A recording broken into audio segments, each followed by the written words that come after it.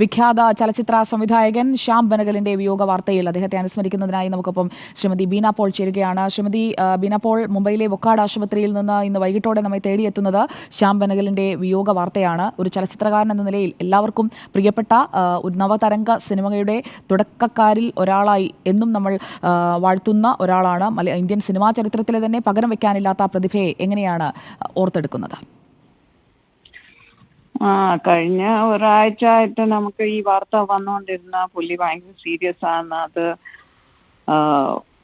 വലിയ സങ്കടമുണ്ട്. കാര്യം ഈ ന്യൂ വേവ് സിനിമയുടെ തുടക്കം മുതൽ നിന്ന ഒരാളാണ്.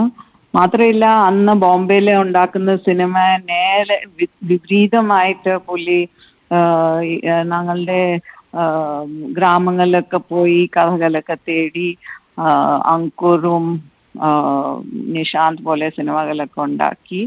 മാത്രമല്ല, 2-3 വലിയ ആക്ടേഴ്സിനെ നമ്മുടെ ഇന്ത്യൻ സിനിമയ്ക്ക് പുള്ളി കണ്ടുപിടിച്ച. ഷബാന ആസ്മി, സ്മിത പാട്ടേൽ, നസീറുദ്ദീൻ ഷാ, ഇവരൊക്കെ ശ്യാം ബെനഗൽ സാറിന്റെ വഴി കൂടെ വന്നിരിക്കുന്നത്. വലിയ സങ്കടമുണ്ട്.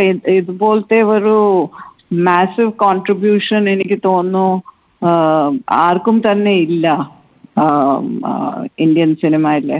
കാര്യം പുള്ളി ഇങ്ങനത്തെ സിനിമകൾ മാത്രമല്ല, വലിയ ഒരു സീരീസ് ഭാരത് കി ഖോജ്, പിന്നെ ഒരുപാട് കമ്മിറ്റീസിലൊക്കെ ഇരുന്നിട്ടുണ്ട്. നമ്മുടെ സെൻസർഷിപ്പിന്റെ ഒരു റിവിഷൻ പുള്ളിയാണ് ഓവർസീ ചെയ്ത കമ്മിറ്റിയുടെ ചെയർമാൻ ആയിരുന്നു. അങ്ങനെ ഒത്തിരി കോൺട്രിബ്യൂഷൻ ഉണ്ട്. ഇന്ത്യൻ സിനിമയ്ക്ക് വലിയ ഒരു നഷ്ടം തന്നെയാണ്. വളരെ നന്ദി പ്രതികരിച്ചതിന്.